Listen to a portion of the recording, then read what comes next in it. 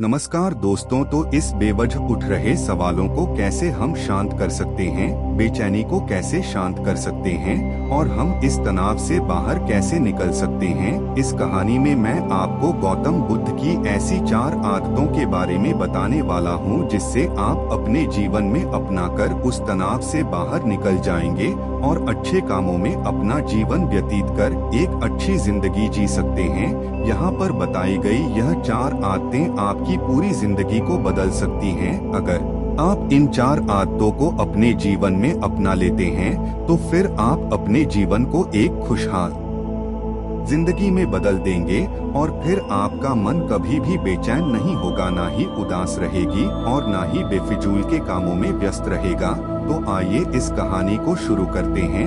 एक बार एक बौद्ध भिक्षु किसी पेड़ के नीचे ध्यान कर रहा था। तभी एक राजकुमार उस भिक्षु के पास आता है और उनसे कहता है, हे महोदय, आप हमेशा कहते रहते हैं कि ध्यान करो, लेकिन मेरे लिए ध्यान करना तो दूर की बात है। मैं कुछ समय के लिए अपनी आंखें बंद करके शांति से भी नहीं बैठ पाता हूँ। मेरा मन इतना बेचैन है कि यह हर समय कुछ ना कुछ सोचता रहता है। मैं जब भी ध्यान करने बैठता हूँ तो मेरे अंदर विचारों का तूफान आने लगता है, लोगों के बारे में सोचकर, अपने जीवन की बीती घटनाओं के बारे में और अपने भविष्य के बारे में, और ऐसे ही ना जाने कितने सारे अजीबोगरीब विचार लगातार मेरे मन में आते रहते हैं। मैं इन्हें रोकने की बहुत कोशिश करता हूँ, लेकिन जब मैं इन्हें रोकने के लिए ध्यान करने की कोशिश करता हूँ तो मेरा मन अशांत होने लगता है और फालतू की बातें मन में उठने लगते हैं।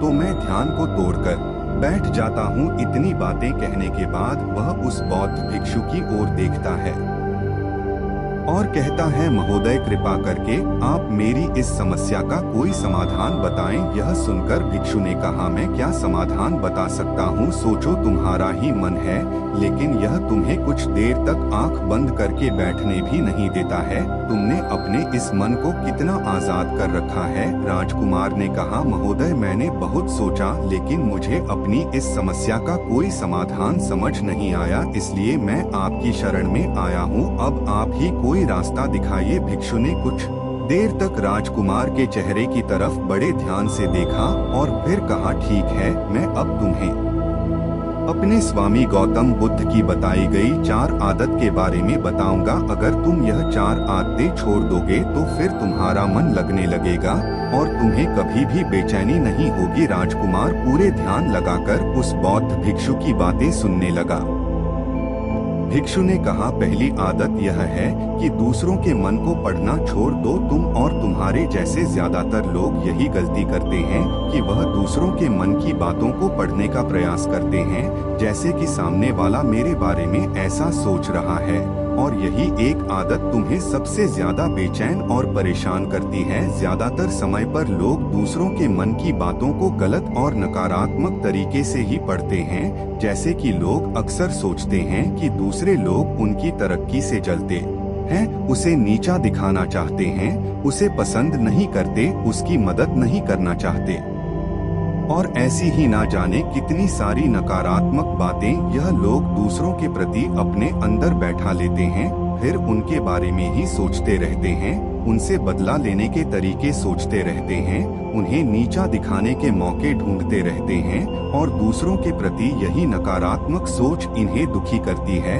और फिर यह लोग बेचैनी महसूस करते हैं। इसलिए दूसरे लोग क्या सोच रहे हैं, इसका अनुमान लगाना बंद करो। दूसरे लोगों के मन के विचारों को पढ़ने की कोशिश करना बंद करो। अगर पढ़ना ही है तो खुद के विचारों को पढ़ना शुरू करो कि तुम्हारे अंदर क्या चल रहा है। कहीं तुम नकारात्मक सोच, शिकायत या बुराई करने जैसी आदतों के शिकार तो नहीं हो रहे हो। फिर बौद्ध भिक्षु ने कहा, दूसरी आदत यह सोचना कि अगर असफल हो गए तो लोग क्या कहेंगे, कहीं लोग मुझ पर हंसेंगे तो नहीं। जो हंस रहा है उसे हंसने दो। लोगों के असफलता पर हंसना तो लोगों का धर्म है, क्योंकि अगर तुम सफल हो जाते तो यही वह लोग हैं जो तुम्हारी तारीफ करते, तुम्हें सम्मान देते, तुम पर गर्व करते। अगर तुम अपनी सफल होने पर दूसरों से तारीफ की उम्मीद करते हो तो अपनी असफलता पर उनके हंसने से तुम्हें दुखी नहीं होना चाहिए। और समस्या ही यही है कि हम इंसान असफलता को बुरा मानते हैं, जबकि असफल होना सफल होने से भी ज्यादा जरूरी है, क्योंकि बिना असफल हुए सफल इंसान के अंदर घमंड और दूसरों को खुद से छोटा समझने की भावना पैदा करती है, जबकि असफलता हमें विनम्र रहना, धैर्य रखना और लगातार प्रयास करना सिखाती है। इसलिए असफलता को बुरा मत समझो, और अगर तुम्हारे काम में असफल होने की संभावना नहीं है तो इसका अर्थ है कि तुमने अपना लक्ष्य अपनी क्षमताओं से छोटा बनाया है, और अगर लोग तुम पर हंस नहीं रहे, तुम्हें ताने नहीं मार रहे हैं, तुम्हारी बुराई नहीं कर रहे हैं, तो इसका मतलब तुम अंदर से मरे हुए हो। तुम अपने मानसिक सीमाओं से बाहर जाकर कुछ नया करने का प्रयास नहीं कर रहे हो, क्योंकि असफल भी वही होता है जो कुछ नया करने का प्रयास करता है। और एक बात हमेशा याद रखना, अगर तुम्हारे अंदर असफल होने का साहस नहीं है तो तुम कभी भी कोई भी बड़ा लक्ष्य हासिल नहीं कर पाओगे जो तुम करना चाहते हो। इसलिए असफल होने और लोगों के हंसने से डरना बंद कर दो। बौद्ध भिक्षु ने आगे कहा कि तीसरी आदत यह है कि बेवजह समय को बर्बाद करना छोड़ दो। लोगों को लगता है कि वह समय को काट रहे हैं, लेकिन असल में समय हर बार उन्हें काटा जा रहा है। लोगों के द्वारा समय को व्यर्थ के कामों में बर्बाद करने का केवल एक ही कारण है, और वह यह है कि उन्हें लगता है कि उनके पास बहुत समय है, जबकि सच्चाई यह नहीं है, क्योंकि उनसे पहले वाले लोगों को भी यही लगता था कि उनके पास बहुत समय है, लेकिन उन्हें पता नहीं चल पाया कि कब समय बीत गया और उनका बुलावा आ गया, और जब तक उन्हें अपनी गलती का एहसास हुआ तब तक समय उनके हाथ से निकल चुका था। बस पश्चाताप रह गया था कि सारा जीवन व्यर्थ के कामों में बर्बाद कर दिया, और फिर इस दुनिया से बिना खुद को जाने, बिना इस जीवन की सच्चाई को समझे वह चले गए।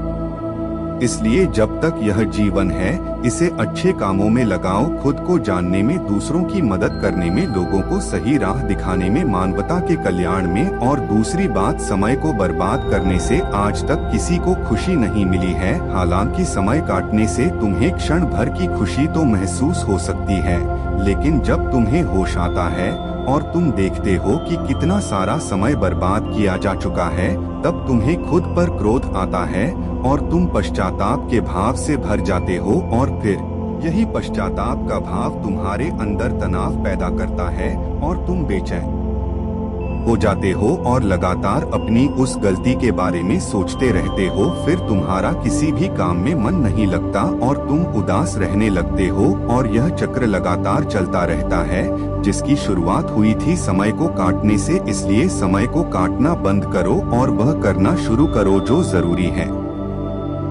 बौद्ध भिक्षु ने आगे कहा, चौथी आदत यह सोचना छोड़ दो कि मुझसे बड़े बड़े लोग नहीं कर पाए तो मैं कैसे कर पाऊंगा। असल में दूसरों से खुद की किसी भी चीज में तुलना करना ही व्यर्थ है, और यह तुलना करना ही हमें हानि पहुंचती है। सबकी परिस्थितियां अलग अलग होती हैं, सबकी सोच अलग है, और क्या हुआ अगर दूसरे नहीं कर पाए तो हो सकता है कि तुम ही कर जाओ, क्योंकि अक्सर वही लोग इतिहास रचते हैं जिनसे ज्यादा उम्मीद नहीं होती। और फिर हो सकता है कि जिसे तुम बड़ा समझ रहे थे, जिसके लिए तुम सोच रहे थे कि उसने बहुत मेहनत की है, बहुत प्रयास किया है, उसने कभी उतना प्रयास किया ही ना हो, केवल मेहनत करने का दिखावा किया हो। क्योंकि ज्यादातर लोग कभी उतनी मेहनत करते ही नहीं हैं जितनी उन्हें अपने लक्ष्य प्राप्ति के लिए कर चाहिए, और दूसरे लोगों के सामने यह दिखाने का प्रयास करते रहते हैं कि मैंने तो बहुत मेहनत की थी,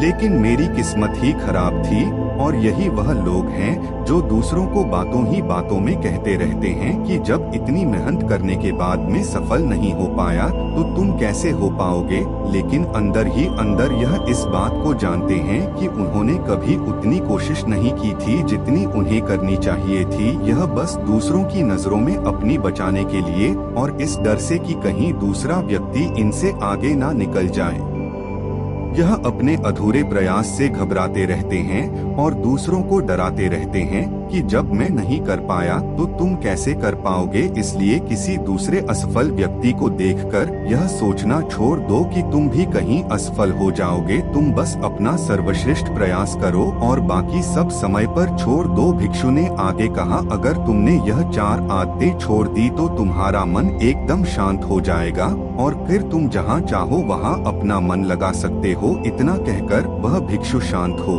गए और राजकुमार को भी अब समझ आ चुका था कि उसे क्या करना है। उसने मन ही मन उन 4 आदतों को छोड़ने का निश्चय किया। उसने उस बौद्ध भिक्षु को धन्यवाद किया और वहां से चला गया। दोस्तों, हमें यह नहीं सोचना चाहिए कि लोग मेरे बारे में क्या सोच रहे हैं। अगर मैं कोई काम करता हूं तो लोग मेरे उस काम को लेकर हंसेंगे। इसके अलावा हमें अपना फालतू समय बर्बाद नहीं करना चाहिए। इसके अलावा हमें कभी भी यह नहीं सोचना चाहिए कि अगर किसी व्यक्ति से कोई काम नहीं हो पाया है तो मैं उसे नहीं कर पाऊंगा। अगर आप मेहनत से किसी भी काम को करते हैं तो कोई भी काम छोटा या बड़ा नहीं होता और एक ना एक दिन सफलता अवश्य मिलती है।